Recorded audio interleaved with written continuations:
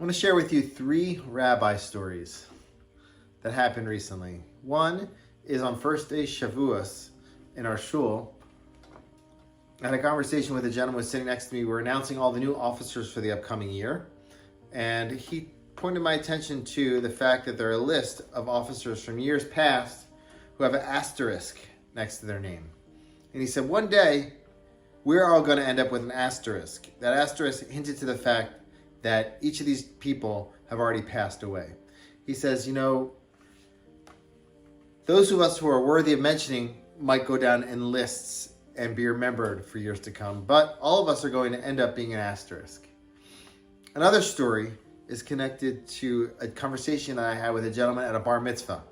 Sometimes as a rabbi, you get approached with deep questions at not the deepest moments. So sometimes you'll be in a supermarket and somebody will grab you and start talking to you about something very deep. So we're at a bar mitzvah, we're eating bagels, we're just kind of chatting. All of a sudden he goes, Rabbi, what's the point of this all? Come on. He says, we're eating bagels, we're hanging out, we're coming to these parties, these get-togethers. Like, what's the point of it all? What are we doing in this world? Why is this impactful and important? And I share with him that I don't struggle with that as much because I strongly believe in the afterlife. I believe in Olam Haba. I believe that gives me purpose and meaning. But for him, who doesn't believe in the afterlife, I try to offer him a few directions that can make life meaningful for us on a day-to-day basis. And one of those directions is hinted to in the book of Ruth. One more story. We have a picture of our former senior rabbi at Beth Tefillah congregation up on the wall in the vestibule leading into the main shul. When I asked my shul members how many of them know what that picture looks like or where it is, only 2 of them raised their hands. Our most recent senior rabbi who stepped down, Rabbi Wahlberg, he shared how that will be his fate going forward as well. At one point he said, my picture will be on a wall far off in the corner. Eventually he said, as a joke, it'll end up in the dumpster. Rabbi Rosenblatt, the first senior rabbi at Beth Tefillah, was an amazing figure, towering rabbinic figure. He was an academic, and in his time he was well known and held in high regard. And now, not so many people speak about him. That's the way of the world. All these 3 stories, and Rabbi Wahlberg is hinting to the fact that that's going to be his fate as well. That will be our fate as well, future rabbis. So, all these 3 stories hint to the fact that this world, we focus solely on this world and what the return we get from it in terms of our legacy and going forward, you can cast doubts in relation to that. If you believe in the afterlife, like myself, I believe that's consoling and comforting. But if you don't, you have to ask the question, what's the purpose? How can we live a meaningful life in a world where we're all going to end up kind of like what the gentleman said, an asterisk, or a picture on the wall, or a picture in a dumpster. And in the good case, someone made a picture out of you. So the book of Ruth, I believe, offers an answer, an inspiring answer when it comes to this. Many people pay attention to the character Ruth in the story, but there are 2 other main characters, Boaz and Naomi, and I want to focus on Naomi and what she did to make Ruth who she is.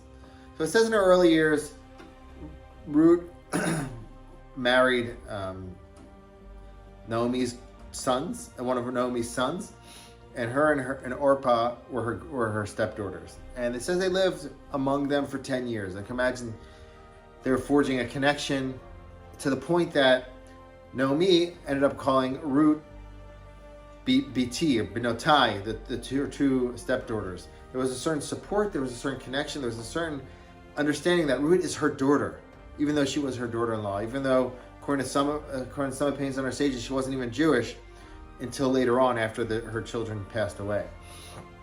That's the first stage, her caring for Ruth and making her feel like Ruth was her daughter.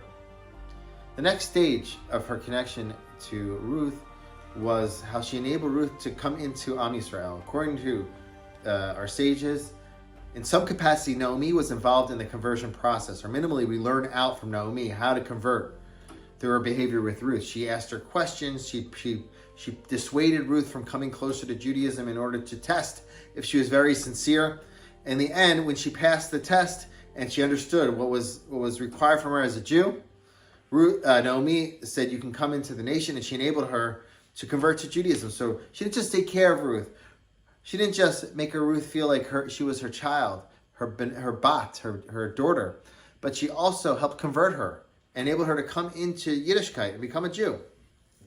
Final stage, when they finally got back to Israel, Naomi enabled Ruth to have a future by encouraging her to go approach Boaz and seek for her redemption from him. And the end that ended up working out. She got married to Boaz and they had a child. That child, it says, was called upon Naomi's name. What's the message here? The message here is that Naomi did all she could at each stage of her experience with Ruth to bring Ruth in, to impact her for the better. And through that, Ruth's child ended up being called on Naomi's name, according to the text. And not just that, that child ended up becoming an ancestor of the Mashiach, because it was the grandchild was King David, from whom the Mashiach will come. The message of this story, I believe, is when we look at it from the perspective of Naomi, you can change history. Naomi changed history by bringing Ruth in and being sensitive and caring toward her. And that can be an inspiring thought for us in our lives. One way to tap into infinity in this life is to impact somebody's life, to get behind a just cause and move it forward. That can change the fabric of history. And you, through your actions, can find meaning. You can impact the future. You can touch souls. And that soul will touch another soul. And in turn, your memory, your impact lives on for generations to come. I think that's the story of Naomi. That's the message that we're supposed to learn from the story, that we aren't just asterisks. It's not just that. We are individuals. If we get behind a cause, we take people's lives and we try to impact them for the better. We're involved in outreach and we put our energy into helping others, transforming their lives. We can transform history, and our impact, our legacy, our touch and imprint on other people's lives will live on for generations to come. Your impact and your goodness that you bring to other people's lives will live on forever.